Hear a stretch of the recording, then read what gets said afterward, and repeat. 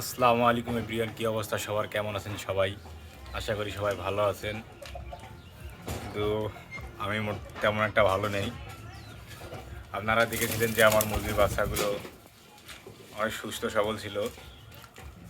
মুরগির বাচ্চাগুলো দুর্ঘটনাবশত সবকটি মারা গিয়েছে।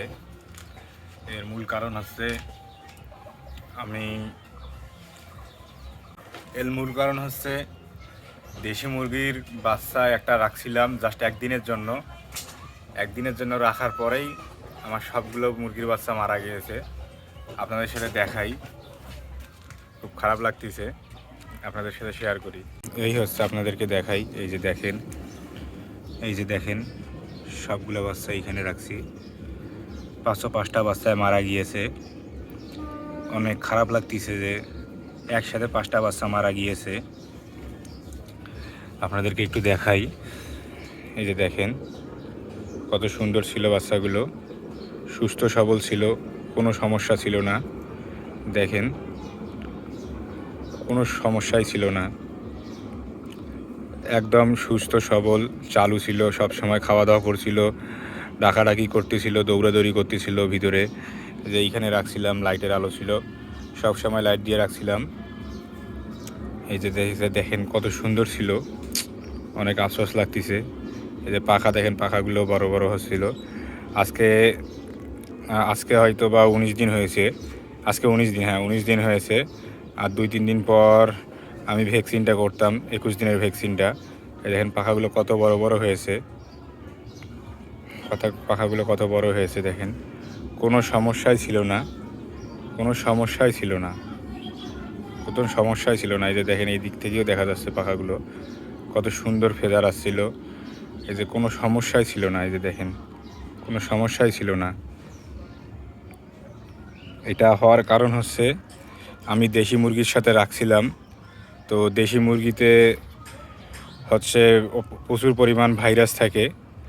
কারণ হচ্ছে দেশি মুরগি মাটিতে ঘোরাফেরা করে, সব জায়গায় চলাফেরা করে, কোথায় কি খায় না খায়, কোথায় কি যে পা দিয়ে হাঞ্জরাহাঞ্জরি করে না কি করে ঠিক নাই। আর এই বিদেশি মুরগিগুলোর হচ্ছে তারা সব সময় ঘরের ভিতরেই থাকে বা খাঁচার ভিতরেই থাকে, ওইখানেই খায়, ওখানেই সব কিছু, ডিম পারে ওখানেই। আর দেশি মুরগি তো চারোদিকে ঘুরে বেড়ায়, খাওয়া দাওয়া করে, ডিম পারে, ঠিক ঠিকানা নাই ওগুলোর।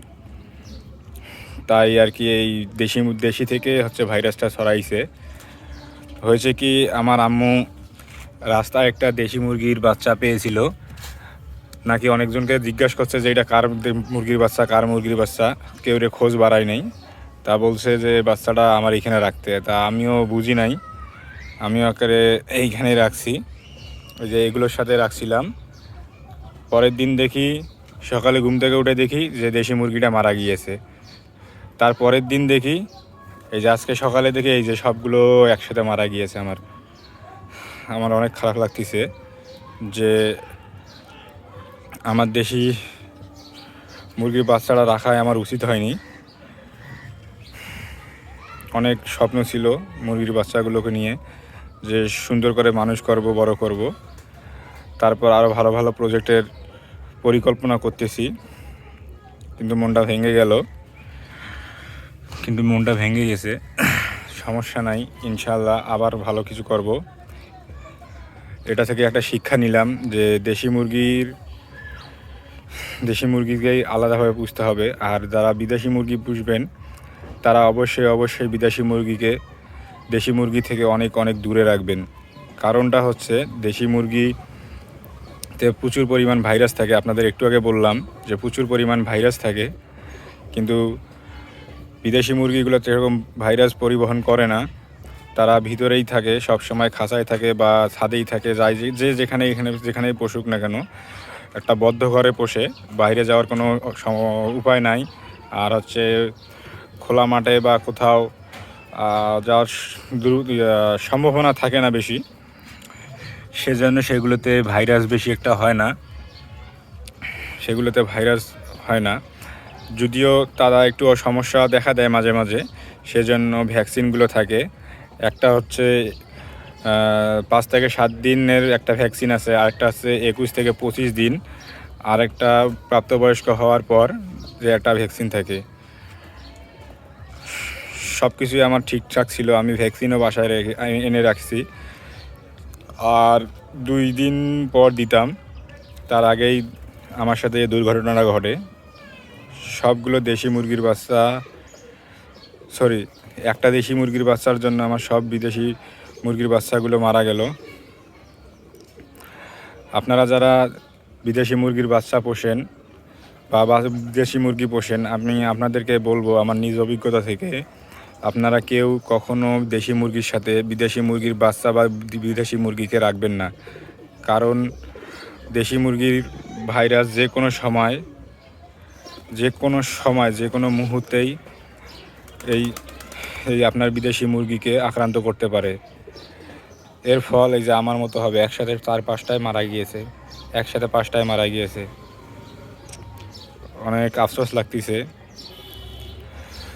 তাই আপনাদের সাথে শেয়ার করলাম আমার এই দুঃখের কাহিনীগুলো, এবং এ থেকে অনেক কিছু শিখলাম। নেক্সট টাইম এরকম ভুল আর হবে না, আপনারাও যেন এরকম ভুল না করেন, তাই আপনাদের সাথে শেয়ার করলাম। এই হচ্ছে আজকের ভিডিওটা করতে চাইছিলাম না, তারপরে করলাম যে আপনাদের সাথে শেয়ার করি। আপনারা যারা এরকম বিদেশি মুরগি পালন করেন তারা এই ভুলটা করবেন না, আমার মতো এই ভুলটা। তো আজকের ভিডিও এই পর্যন্ত। ভিডিওটা যদি আপনার একটু ভালো লাগে চ্যানেলটা সাবস্ক্রাইব করবেন, যারা ফেসবুক পেজ থেকে দেখছেন পেজটা ফলো দিবেন এবং বন্ধুদের সাথে শেয়ার করবেন। আল্লাহ হাফেজ।